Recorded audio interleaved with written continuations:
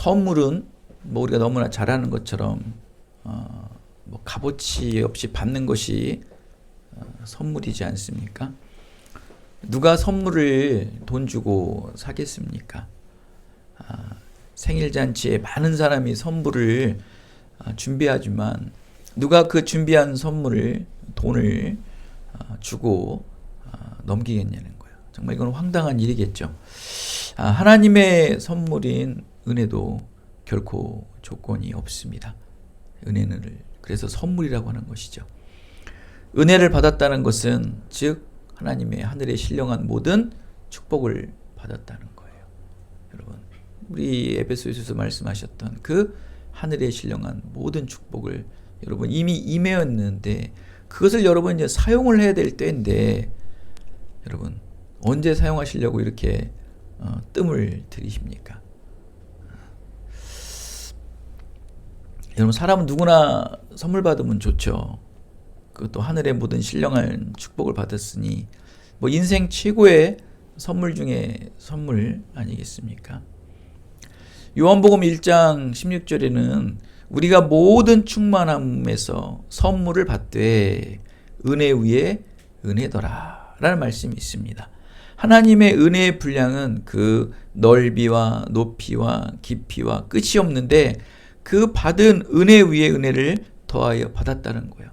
원래 그 하나님의 받은 은혜는 그 넓이, 깊이, 그 높이가 끝이 없어요. 무한한데 그 무한함 속에 또 은혜를 얹혀주신다는 거예요. 이건 뭐 정말 떼땡큐 아닙니까? 떼땡큐. 정말 그 하나님의 그 한량없는 그 무한하신 은혜 앞에 우리는 뭐 주체할 수 없는 숙연함과 감사함과 말할 수 없는 그 죄책감이 막 밀려오지 않습니까? 은혜를 받을 때 하나님께서 막 무한 부어주시는 거예요. 막. 우리의 상상을 초월하는 거예요. 전 지금까지 뭐 하나님의 은혜를 받는 거 보면 꼭 기도하는 거에서 은혜 받은 게 아니고 그 돌아보면은 기도하지 않은 것에 은혜가 막 이게 쏟아지는 거예요. 막. 그러니 막 어떻게 할 말이 없어요. 상상을 초월하는 하나님의 은혜가 막 우리에게 물밀듯 당최 그런 하나님의 은혜 받은 것을 뭐 생각도 해보지도 않고 기도도 해보지 못했던 거예요. 하나님께서 이렇게 은혜를 무한하게 우리의 뭐 상상을 초월하는 은혜를 부어주신다는 거예요. 근데 여러분 이 하나님의 은혜는 말이죠. 단회적인 은혜가 아니라는 거예요. 한 번만 탁 부어주시고 멈추고 그치는 것이 아니라는 거예요. 하나님의 은혜를 받으면 그 은혜는 지속적으로 덮이고 또 덮이고 또 덮이고 또 덮이는 거예요. 여러분 복리이자라고 들어보셨죠? 복리이자. 무서운 겁니다, 여러분. 복리 계속 얹히는 거야. 100원, 200원, 400원, 800원 막 쭉쭉 복리로 올라가는 거야. 받은 거대로 막 그 더블로 이거는 여러분 감당하지 못합니다. 그 은혜는 하나님의 은혜는 복리보다 더한 거예요. 얹히고 무한하시고 초월하신 그 은혜가 그거 자체만이라도 감사한데 그 무한하고 초월하신 은혜에 또 얹혀서 주신다는 거예요. 이런 은혜가 어디 있습니까, 여러분? 이 하나님의 은혜만 생각하면 얼굴에 한바구음이 이렇게 피어오릅니다. 근데 이렇게 하나님의 은혜를 지속적으로 받기 위해선 이제부터 조건이 필요해요. 조건이. 이게 하나님은 그냥 주시지 않으세요. 뭐 무한하게 그냥은 주시는데 뭐 단회적인 은혜는 줄 수 있어요. 우리가 사무엘에서 말씀을 하지만 사울왕처럼 한 번 왕을 세워주는 단회적인 은혜를 줄 수 있지만 그 은혜를 받았으면 그 은혜를 계속적으로 받기 위해서 우리가 또 준비를 해야죠. 하나님께서 우리에게 구원의 은혜를 내려주셨으면 성화의 온전한 삶을 이루시기 위해 이 성화의 삶을 살려면은 지금 우리 오전에 찬양했던 우리 진한이 형제처럼 어떻게 돼요? 항상 기뻐하고 감사해야 되는 삶을 살아야 된다는 거예요, 여러분. 한 번 받았다고 구원파처럼 그냥 나 이제 구원받았네 하면서 그냥 개차반처럼 살지 마시고 이제 하나님의 은혜를 받았다면 그 은혜가 지속적으로 받은 은혜보다 더 은혜 그 또 받은 은혜보다 더하게 지금까지 받은 은혜보다 더한 은혜가 물밀듯 덮여지고 덮쳐지는 거예요. 여러분 20년, 50년, 60년 동안 살은 은혜가 오늘 임한다는 거예요. 너희가 50년 동안 받은 은혜를 오늘 또 주신다는 거예요. 지금 단번의 은혜가 아니에요. 지금까지 누적된 은혜보다 더한 은혜를 얹혀주신다는 겁니다. 이게 은혜 위에 은혜라는 겁니다, 여러분. 그런 은혜들을 받아봐야 알지. 그래서 쓰러진 사람들, 믿음의 사람들은요, 쓰러져도요, 벌떡벌떡 일어나는 거예요. 언제든지 항상 일어나서 늘 스탠바이가 돼가지고, 하나님, 명령만 해주시옵소서. 하나님 말씀만 임하여 주시옵소서. 저에게 말씀만 임하면, 기도의 응답만 임하면 저는 일어섭니다. 무엇 하나 이루지 못할 것이었습니다. 기드온과 같이 큰 사람이 될 수 있고, 사도 바울같이 하나님 온 땅을 위해 복음을 전할 수 있고, 베드로같이 다시 일어나 예수님의 이름을 복음을 전할 자입니다. 하나님 말씀만 주시옵소서. 명령만 하여 주시옵소서. 이게 바로 믿음의 사람들. 왜? 그 은혜는 뭐 말할 수 없는 은혜입니다. 상상을 초월하는 은혜이기 때문에 그게 우리에게 임하지 않아서 뿐이지, 그 은혜만 임하면 뭐 우리는 초월적인 권능과 능력이 일어난다는 거예요, 여러분. 우리도 지금 이 기쁜 예배 교회도 하나님의 그 은혜만을 임하기 위해서 지금 초대교회의 120문도가 그냥 마가다락방에 모여서 막 간절히 보혜사 성령이 임하길 기도하듯 오늘도 이 교회에 머물러 기다리며 기도하고 예배하는 거 아니겠습니까? 이 하나님의 지속적인 은혜를 계속 이 땅에 무한 받으려면 하나님의 화평의 관계가 이루어져야 된다는 거예요. 하나님과의 화평의 관계, 하나님의 관계가 서운해지고 이게 화평의 관계가 무너지면 은혜는 단절되는 거예요, 여러분.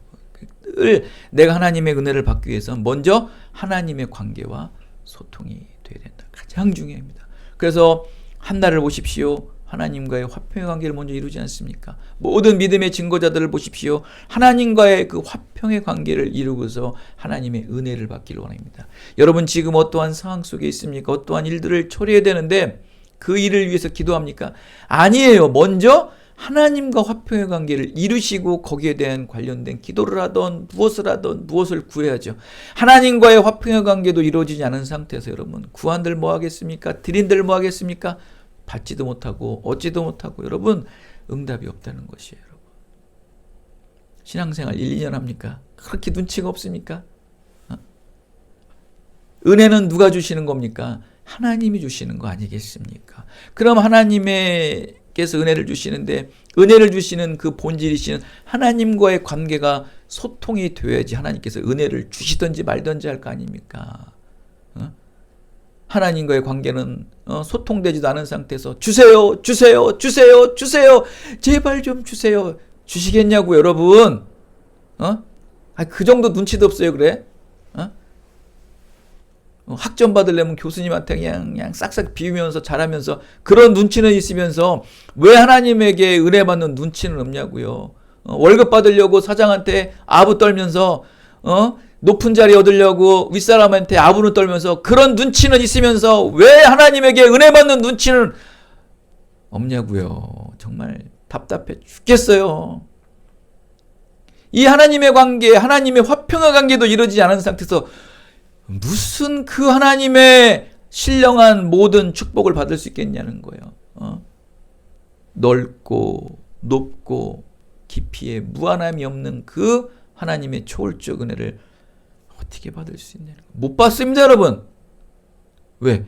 안 주세요, 하나님께서. 너와 나와 관계가 소통이 안 되는데 왜 주냐는 거예요. 여러분, 이런 미운 사람 주겠어요? 여러분 맨날 비방하고 다니고 여러분을 욕하는데 여러분 그 사람한테 주겠어요? 이게 바보 같아요. 하나님과의 화평을 이루기 위해서 오순절 다락방에서 보혜사 성령의 권능을 기다리듯이 마음을 갖춰야 오로지 기도에 힘쓴 자들이 있지 않습니까? 한날 보십시오.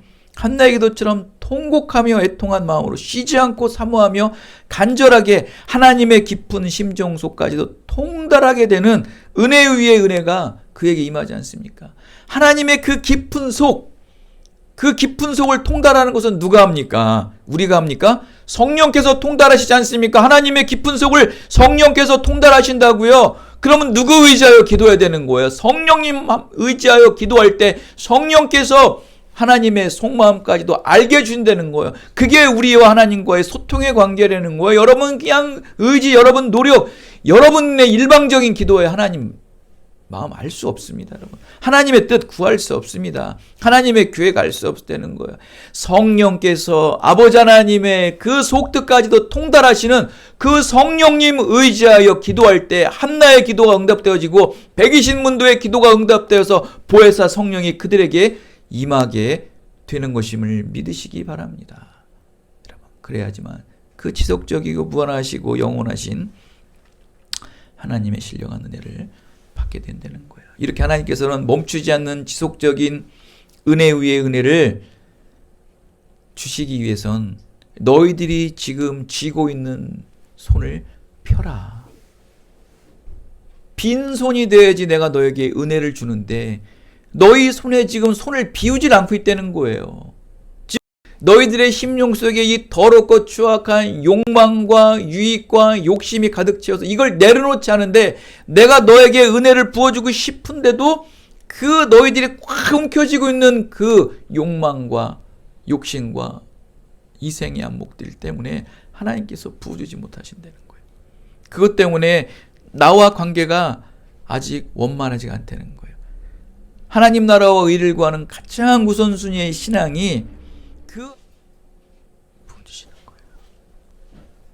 여러분, 열왕기상 3장에 보면 이런 말씀이 있습니다.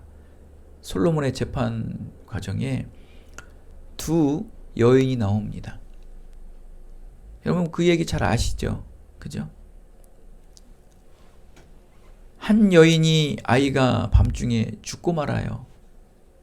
이와 함께 거하는 여인이 그 죽은 아이를 살아있는 아이와 바꿔버리는 거예요. 아주 악한 행동을 하지 않습니까? 이 두 여인은 그래서 분쟁을 합니다. 결국 솔로몬 왕에게 재판을 받게 되죠. 이에 솔로몬 왕은 두 여인의 사정을 들어본 후 서로 양보하지 않는 거예요. 솔로몬 왕은 어떤 판정을 내립니까? 그러면 저 두 아이를 갈라서 가져라. 갈라서 가지라는 거예요. 그때 누가 반응할까요? 반응한 사람은 누굽니까? 바로 이 악을 행한 여자, 내 것도 내 것도 되지 못하노로 나누게 하라. 사한 아이를 죽이라는 거예요. 그 여자가 죽이래요. 그 누굽니까? 바로 자기 죽은 아이를 사나이와 바꾼 불의한 여자 아니겠습니까? 그러나 그 아이의 진짜 어머니는 뭐라고 합니까? 마음이 불붙는 것 같도다라는 말씀이 있어요. 모정의 사랑이 타오르는 거죠. 내가 저 아이를 차라리 내가 못 갖는 한이 있더라도 저 불의한 여인에게 저 아이를 내어주는 게 낫는 거예요. 왜? 그래야지만 그 아이의 생명을 건질 수가 있잖아요.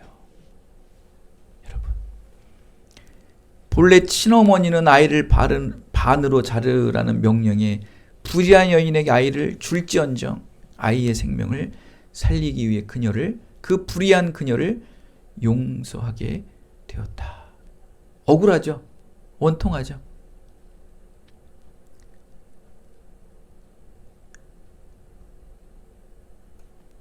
이 친어머니는 그 쥐고 있던 아이마저도 내놓은 거예요.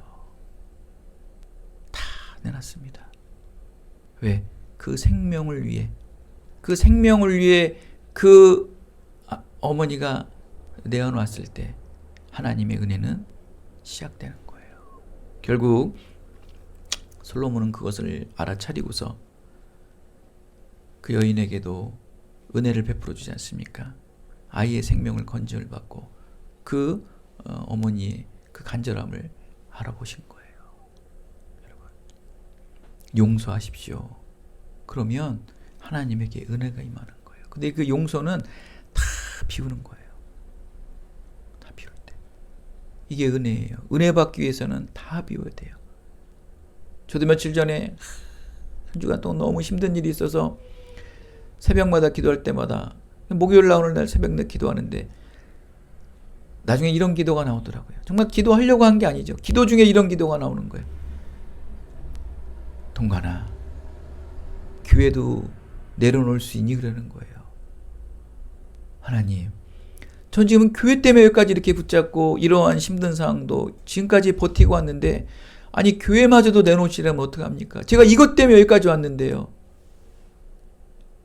전 자식보다 더 중요하고 내 아내보다 더 중요하고 내 인생보다 더 중요한 이 교회, 하나님의 나라를 위한 일이 이게 더 중요해서 왔습니다. 근데 이거를 내려놓으라고요? 그 음성이 들리는 거예요. 저는 그런 생각을 해보지도 않았어요. 근데 기도 중에 그런 기도가 나오는 거예요. 내놓을 수 있겠니? 기도 중에도 고민하는 거예요. 기도 중인데도 아멘, 내놓겠습니다라는 대답을 못 하겠다는 거예요. 그러다 기도가 어느 정도 끝마무리가 될 때, 주님, 놓쳐. 놔버리죠 뭐. 주님이 원하신다면, 주님이 시작하신 일인데 주님이 놓으시다면 놔야죠 라고 기도했어요. 기도가 교회 이 사역이 나의 신념이 되어버렸던 거예요. 하나님께서는 아신 거예요. 너의 이제 이 교회의 사역이 너의 꿈과 야망을 키우는 신념이 되어버렸다는 거예요. 그럼 이것도 내려놓을 수 있겠냐는 거예요. 결국 그것을 알고서 제가 하나님 앞에 내려놓는다고 말씀을 드렸어요. 다 비웠습니다. 비웠어요. 빈손이 되는 거. 근데 이상하게 빈손이 되니까 편해, 마음이.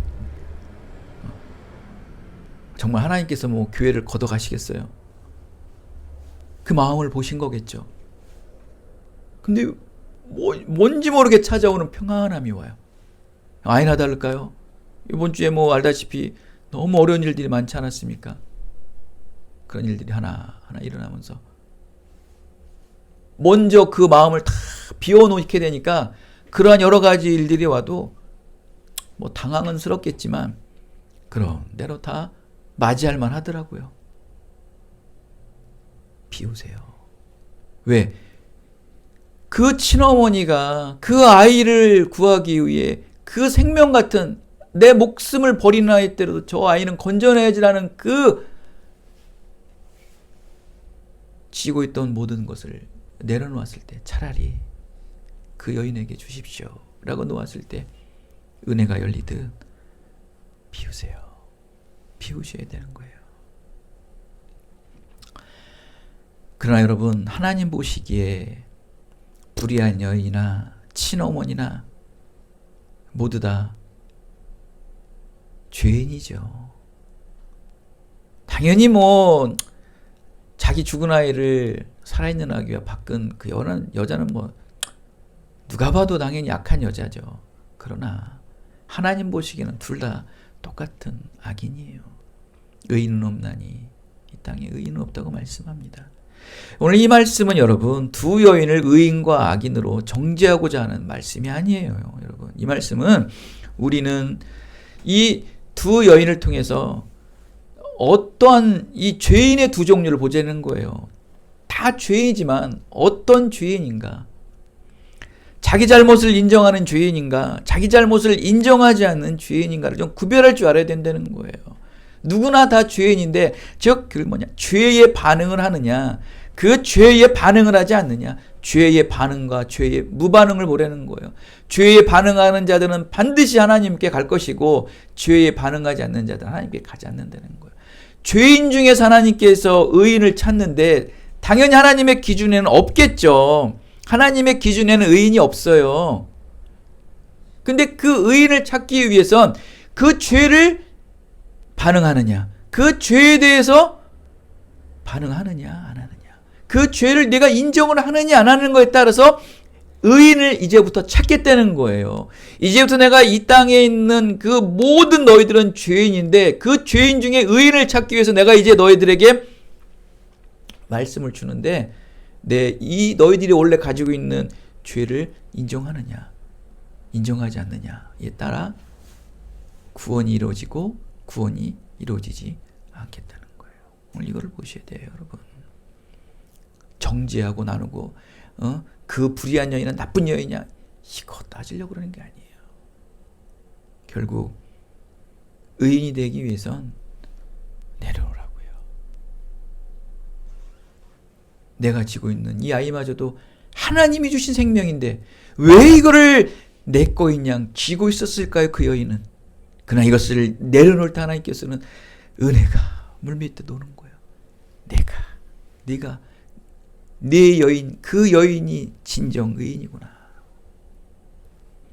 은혜 받는 통로예요, 여러분.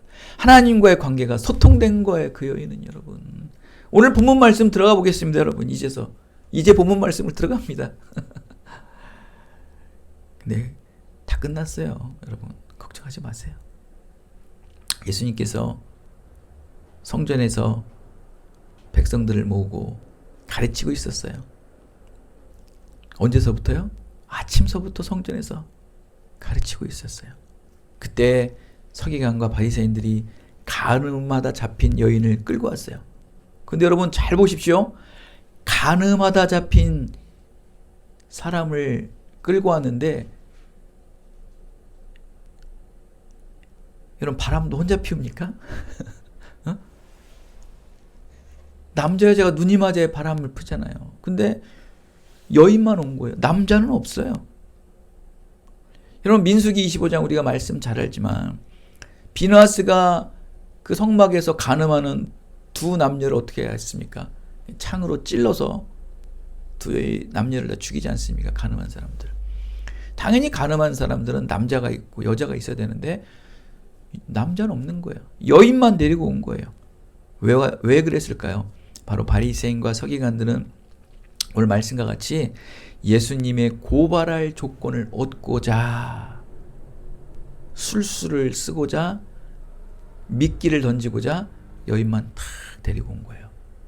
간음한 여인의 죄를 처벌하는 것보다 예수님의 빈틈을 찾고자 트집 잡고자 또 함정의 올가미를 씌우기 위해서 예수님에게 데리고 온 겁니다. 없는 죄를 만들려고 하는 것이죠. 불의한 여자가 한 아이의 친어머니를 모함하고 누명을 뒤집어 씌워 아이를 반으로 갈라 죽음에 이르게 하여 본래 친어머니로부터 자신의 아이를 빼앗기려 하는 이 사탄의 규율과 같이 사탄은 이렇게 고발하고 정죄하는 거예요. 사탄은 상대방의 것을 빼앗지 못하면 상대방도 취하지 못하도록 차라리 파괴버린다니까요. 내가 남의 걸 탐하잖아요. 그럼 그거를 내가 갖지 못하잖아요. 그러면 그것을 가지고 있는 원래 주인마저도 못 갖게 죽여버리든지 파괴해버리는 거예요. 그게 사탄의 술수예요, 여러분. 그러니까 사탄에 찍히지 않게 돼야 돼요, 여러분. 찍히면 여러분이 가지고 있는 것도 뺏긴다니까요, 여러분. 놀라지도 않아요. 사단이 그래요. 가지고 있는 걸 뺏으려고 하는 거예요. 근데 이걸 자기가 못 가지면 그거마저도 그냥 파괴시켜버리는 게 사단의 술수예요. 얼마나 못됩니까? 자기 아이가 아닌데 그 아이를 못 가지니까 그 아이를 반을 자르는데도 자르래야 되잖아요. 나는 못 가져도 자르라는 거예요. 그게 말이 됩니까? 그러면 원래 그 엄마는 심정이 어떻겠습니까, 여러분? 여러분 그런 억울한 일이 굉장히 많습니다, 세상에. 응? 자기 것도 아닌데 마치 자기 것냥 비록 내가 못 가져도 너도 못 가져하면서 그런다는 거예요. 나도 못 먹으니 너도 못 먹으라는 거예요. 여러분 이게 다 사단이에요, 사단. 사단이 이렇게 고발자고 정죄자는 거예요. 당시 여인이 간음을 하면 돌에 맞아 죽습니다. 이게 모세의 율법에 써 있습니다. 그런데 여러분 분명히 그 율법에는 그렇게 써 있지 않습니까? 간음한 여인은 돌로 쳐 죽인다고. 근데 당시 로마 정권의 시대 아닙니까? 유대인들이 사형 집행을 하지 못하도록 로마 정권이 유대인들에게 말했어요. 그 종교 지도자들한테 우리의 명 없이는 결코 너희들의 법대로 살인하지 말라. 못하는 거예요. 그러면서 이거를 가지고 예수님께 온 거예요. 이렇게 죄를 졌는데 율법으로는 분명히 죽이라고 그러지 않느냐. 그런데 로마법으로는 있잖아. 못 죽이라는 거야. 그러면서 뜨는 거예요, 예수님에게. 이 어떻게 하면 좋겠어? 율법에 걸리게 하던 로마법에 걸리게 하던 예수님을 모함을 하는 거예요. 둘 중에 하나를 선택하라는 거예요. 분명히 율법으로는 죽이라고 그랬는데, 그러면 너 율법을 전하는 예수야. 너 그렇게 말씀을 잘 전하고 가르치지 않니? 그러면 율법대로 하려면 이 여자를 죽게 되는 거 아니겠니? 그래서 미끼를 던지려는 거예요. 그러면 죽인다고 명령을 하면 어떻게 예수님께서? 잘 걸렸다. 누구한테 고발할까요? 로마법에 고발하겠죠. 또 로마법에 만약에 그러면 로마에서는 하지 말라는데 이 여인을 죽이지 마시오. 그러면 또 유대인들은 뭐라고 그러겠어요? 너 율법으로 어기 하면서 또 예수님의 미끼를 잡고 모함을 하면서 예수님을 끌어내리겠죠. 아주 교묘하지 않습니까, 여러분?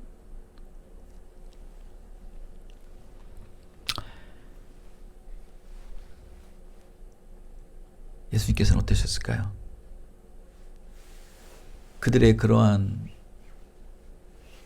대꾸와 행위에 어떤 이런 방구도 말하지 않고 그 자리에서 몸을 굽혀 손가락으로 땅바닥에 무엇인가를 이렇게 쓰십니다.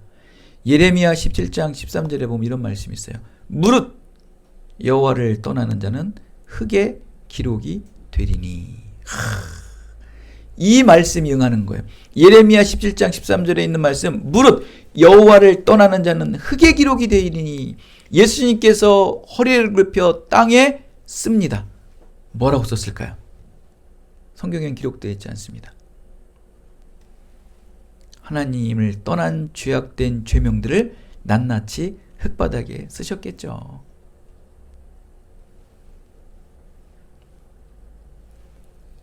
아마 이 분명히 가늠한 사람 중에 누가 오지 않았다고 그랬어요? 남자가 오지 않았다고 그랬죠.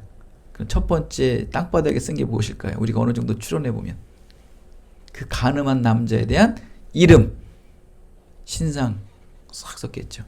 제가 그냥 추측하건대 분명히 그 남자는 좀 급이 높은 사람 같아. 응?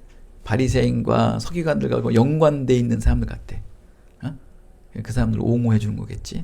근데 예수님께서는 그 여인과 가늠한 남자에 대한 모든 신상을 다 바닥에 썼겠죠. 놀랬을까요? 안 놀랬을까요? 그것을 보고서 놀랐겠죠. 왜 억울하고 힘없는 여인만 당해야 하는가? 이 남자는 바리새인파 유대인이 아니었을까 싶어요. 유대인들은 적반하장식으로 다그치며 대답을 합니다. 너희 가운데 죄 없는 자가 먼저 돌을 던지라 말씀하십니다. 예수께서. 그때 또다시 8절에 말씀을 합니다.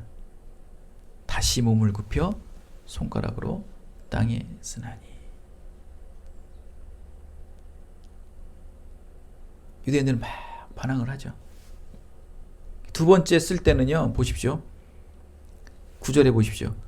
한 사람 한 사람 그 자리를 떠난다고 나오고 있어요. 한 사람 한 사람 떠나고 있어요. 뭐라고 썼을까요? 그때는 그 한 사람 한 사람 모두를 율법에 적용하는 죄들을 다 썼을 거예요.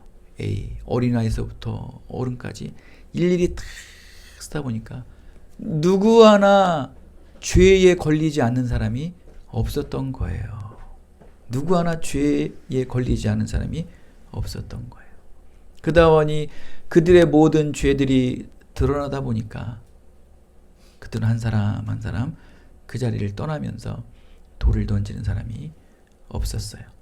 결국 여인과 예수님만 그 자리에 남아있게 됩니다.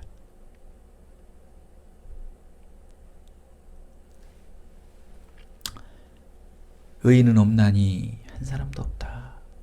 율법으로 너희들은 모든 죄인이야. 그 모든 죄들을 하나님께서 바닥에 다 쓰시면서 그것을 본 사람들이 행적을 감춰 버립니다. 여러분, 유대인이나 가늠한 여인이나 두 아이의 엄마 모두 다 죄인입니다. 우리도 죄인이죠.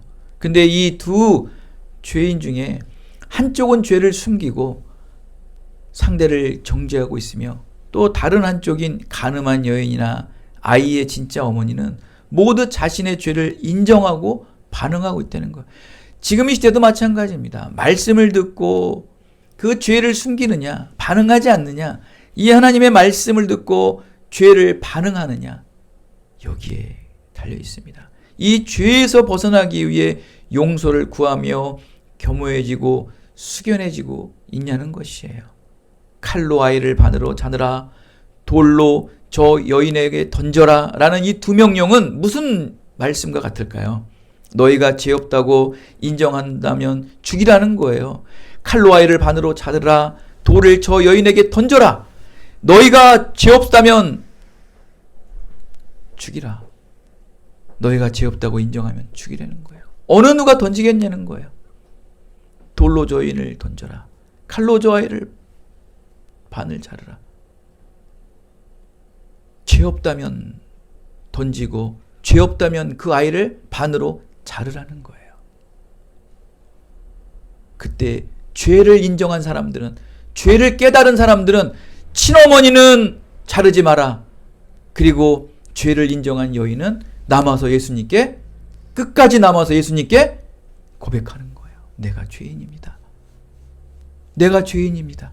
가늠한 여인은 예수님께 고백하는 거예요. 반응이에요, 반응. 주님은 반응을 보시는 거예요. 반응.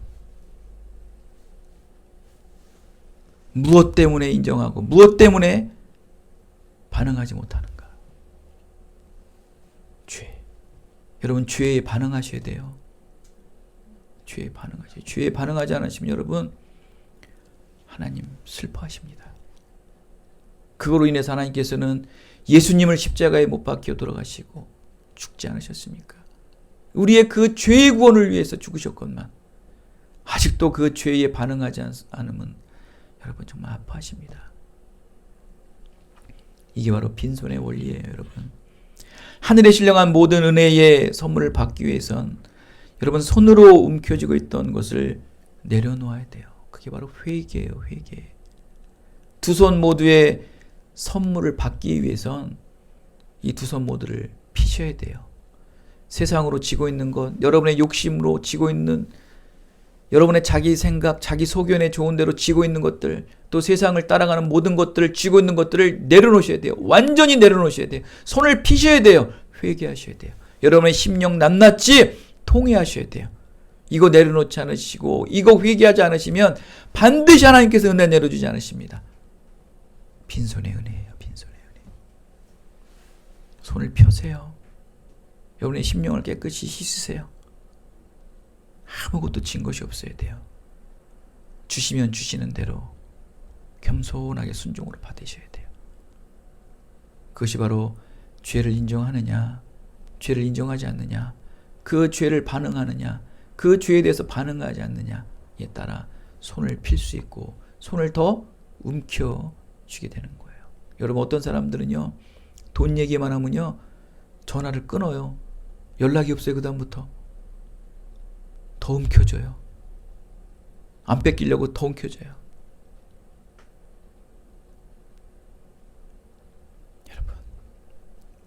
여러분의 단점을 얘기하고 여러분의 죄악된 얘기를 얘기하면 아프죠. 왜 안 아프겠습니까? 그러면 그럴수록 더 내려놓으셔야 돼요. 더 손을 비우세요. 여러분, 결코 하나님과의 관계에서 여러분 손을 비우지 않으시면 하나님 은혜 내려주지 않으십니다. 그 지속적인 하나님의 은혜는 멈추게 된다는 것입니다. 회개는 용서라는 열매가 반드시 나와요. 회개하면 내 죄를 놓아버리게 되는 것이고 내 죄를 털어버리는 거예요. 그러다 보니까 상대방의 모든 죄마저도 용서하게 된다는 거예요. 내가 먼저 용서를 받았으니, 내가 먼저 나의 죄를 털어버렸으니 상대방의 모든 죄들도 용서하게 된다는 거예요. 저 악한 여인, 내 아이마저도 뺏어간 저인 악하죠. 정말 이를 갈고 죽이고 싶은 마음이 있을 거예요. 그러나 내 죄를 회개하면, 내 죄를 먼저 인정하게 되면 아무리 가늠한 여인이랄지라도 하나님께서는 은혜를 부어주시는 거예요. 그리고 용서할 수 있는 거예요.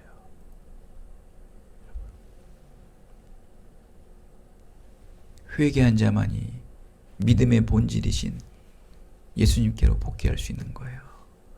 예수님을 배신하고 도망갔던 12제자, 또 120문도들 보십시오. 그들은 시퍼런 핍박이 기다리는 예루살렘 마가의 다락방에 와서 회개했어요. 회개했어요. 그리고 보혜사 성령이 임하기를 머물러 기다렸던 거예요. 그들은 다 비웠어요. 이 120문도가 이 인류의 역사를 바꾼 거 아십니까? 그들이 기도함을 통해서 성령을 받고 그들이 흩어짐으로 말미암아 복음의 역사는 일어나는 것입니다. 여러분. 빈손에 은혜를 누리시기 바랍니다. 여러분, 왜 취하고 싶지 않겠습니까? 왜 꽉 쥐고 싶지 않겠습니까? 우리 기쁜 일에게도 쥐고 싶고 붙잡고 싶고, 여러분 안 갔으면 하고 떠나지 않았으면 하는 사람들이 얼마나 많겠습니까? 그러나 여러분, 놓으세요. 놓으세요. 전 교회도 놨어요. 여러분 다 놓으세요. 하나님이 주신 것, 하나님이 노래면 놓는 거예요. 하나님이 보내주신 사람 보내주시면 보내주시겠고, 또 노래면 놓으면 되는 거예요. 내 겁니까? 은혜는 제게 아니랬죠. 은혜는 내게 아니에요. 은혜는 돈 주고 사는 게 아니에요. 은혜는 값없이 주는 거예요. 빈손. 대강절 첫 번째 주일입니다. 빈손의 은혜로 오실 예수를 기다리십시오. 오실 예수를 맞이하세요. 여러분, 모든 걸 내려놓으면, 모든 걸 다 비워놓으면, 모든 죄에 반응하고 모든 죄를 인정하고 나의 모든 것을 다 내려놓으면 그 오실 예수가 얼마나 달콤하고 얼마나 반갑고 얼마나 기쁨이 되는지 아십니까? 사랑하는 여러분, 이제 2021년도도 얼마 남지 않았습니다. 여러분, 취하고 얻으려는 거 하지 마시고 2020년도를 소망하고 여러분 앞으로의 비전과 소망을 소망하신다면, 꿈과 비전이 있으시다면 지금 여러분 쥐고 있는 모든 것들 다 내려놓으세요. 완전히 낱낱이 싹싹이 완전 빈손으로 만들어 놓으세요. 그때 하나님의 말할 수 없는, 형언할 수 없는 모든 신령한 은혜와 축복이 여러분들의 삶 속에, 여러분들의 인생 속에 시작되게 될 것을 예수 그리스도의 이름으로 축원드리겠습니다.